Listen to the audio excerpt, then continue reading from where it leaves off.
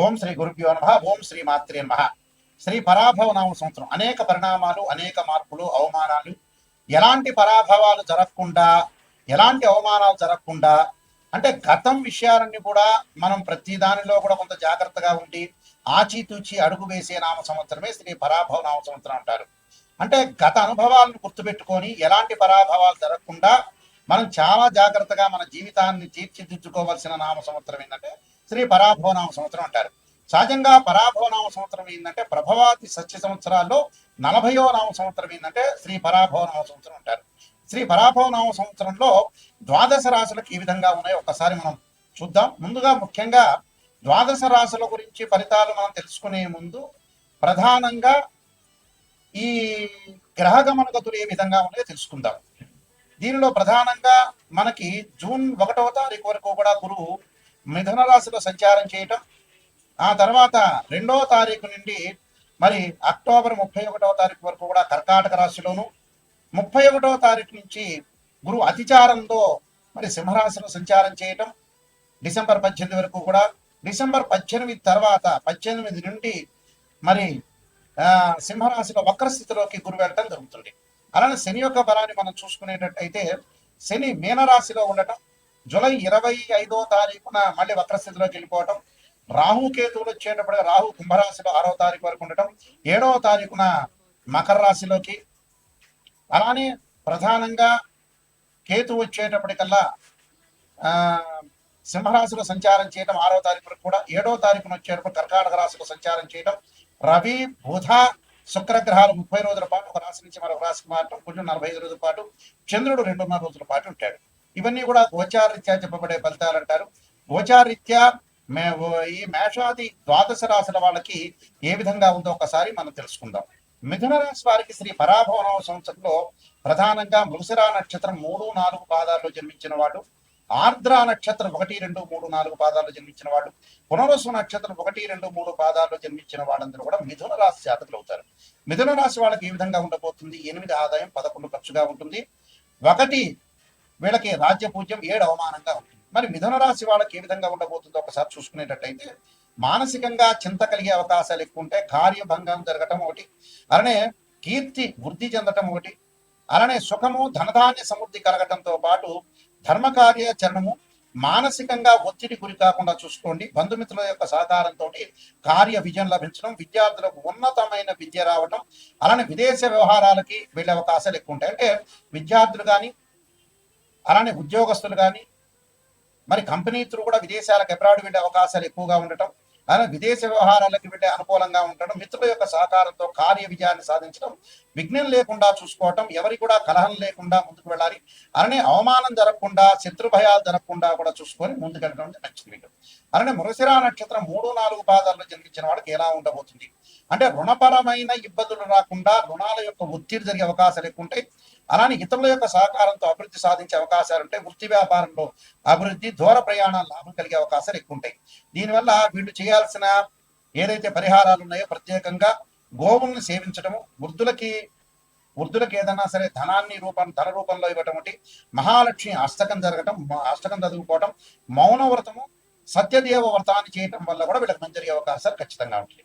అలా ఆర్ద్ర నక్షత్రం వాళ్ళకి ఏ విధంగా ఉండబోతుంది అంటే వృత్తి వ్యాపారాల్లో ఇబ్బందులు కలగకుండా చూసుకోవాలి. అనవసరమైన వ్యాపారాలు కానీ, అనవసరమైన ఉద్యోగాల వైపు కానీ జాగ్రత్తగా ఉండాలి. అంటే వృత్తి వ్యాపార పరంగా అనవసరమైన పెట్టుబడులు పెట్టడం, వేరే వృత్తులు రకరకాలుగా తెలియని వృత్తుల్లోకి ముందుకు వెళ్ళడం, అలాంటి వాటిల్లోకి వెళ్ళొద్దండి. ప్రయాణాల్లో జాగ్రత్త, స్త్రీ మూలకంగా కొంత లాభం కలగటం, సంఘంలో గౌరవ మర్యాదలు, ఆరోగ్యపరంగా ఇబ్బందులు కలగకుండా చూసుకోండి. వీడు తప్పకుండా చేయాల్సిన పరిహారం ఏంటంటే సీతారాముల కళ్యాణం కానీ, శివపార్వతుల యొక్క కళ్యాణం కానీ, రామరక్షా స్తోత్ర పారాయణ చేయడం ఒకటి, అలానే పక్షులకు ఆహారం వేయడం చాలా మంచిది. అలానే పునర్వసు నక్షత్రం 1, 2, 3 పాదాల్లో జన్మించిన వాళ్ళకి మరి ఈ శ్రీ పరాభవనంలో కుటుంబ సౌఖ్యం కలగటం, ఆకస్మికంగా ధనలాభం, స్త్రీ మూలకంగా అభివృద్ధి, కీర్తి ప్రతిష్టలు పెరిగే అవకాశాలు, ఇతరుల యొక్క సహకారం అందించే అవకాశాలు, రుణ బాధలు నివృత్తి అయ్యే అవకాశాలు ఖచ్చితంగా ఉంటాయి.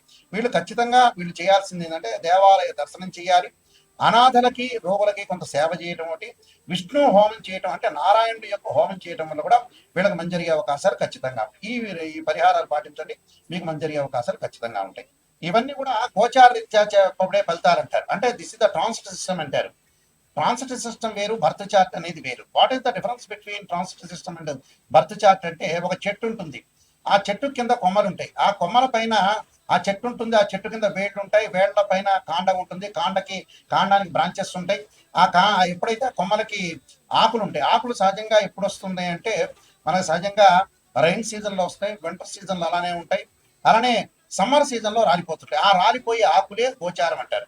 అంటే గ్రహాలు ఒక రాశి నుంచి మరో రాశికి కొంతకాలం పడుతూ ఉంటుంది. అంటే రాహుకేతులు 18 నెలలు, అలానే గురువు సంవత్సర కాలం, శని 2.5 సంవత్సరాలు, అలానే రవి బుధ శుక్ర గ్రహాలు 30 రోజుల పాటు ఒక రాశి నుంచి మరో రాశికి మారుతాడు, కుజుడు 45 రోజుల పాటు ఉంటాడు, చంద్రుడు 2.5 రోజుల పాటు ఉంటాడు. ఇది గోచారం అంటారు. అదే బర్త్ చార్ట్ అంటే ఏమిటి అని అంటే, మనం పుట్టినప్పుడు మన date of birth, time, place of birth తీసుకుని జన్మ లగ్నం నుంచి తనుభావము, అలానే ద్వితీయ భావము, తృతీయ సోదర భావము, సుఖభావము, అలానే సంతాన భావము, షష్టమ భావం అంటే రోగము, రుణానికి సంబంధించిన భావం అంటారు, సప్తమ భావం అంటే కడత్ర భావం అంటారు, అష్టమ భావం అనేది ఆయుష్ సంబంధించిన భావాన్ని అంటారు, స్త్రీలకు వచ్చే మాంగళిక భావం అంటారు, అలానే భాగ్య భావం నవమ స్థానానికి సంబంధించిన భాగ్య భావం అంటారు, అలానే దశమానికి సంబంధించిన వృత్తి స్థానానికి సంబంధించిన భావం అంటారు, అలానే లాభభావం, లాభస్థానంలో ఎలాంటి గ్రహాలు ఉన్నాయో మనం చూసుకుంటాం, అలానే వ్యయ స్థానానికి సంబంధించిన వ్యయ భావం అంటారు, అంటే ప్రేమ, అలానే ఖర్చులు, ఇలాంటి భావాన్ని ద్వాదశ భావం అంటే వ్యయ భావం అంటారు. అలానే ఏదైతే ఒక్కొక్క భావానికి, ఒక్కొక్క రాస్యానికి ఒక్కొక్క భావాధిపతి ఉంటారు.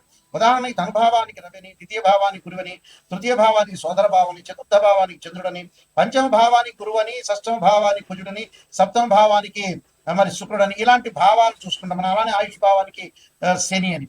అంటే ప్రతి భావానికి కూడా భావాధిపతులు ఎవరు అని సహజంగా మనం చూసుకుంటాం. ఆ భావాధిపతులను అనుసరించి రాశిచక్రము, నవాంశము, అలానే దశమాంశము, సప్తమాంశము, త్రింశాంశము, హోరా ద్రేకాణం సంబంధించిన డివిజన్ రూల్స్ చార్ట్స్ కూడా ఉంటాయి.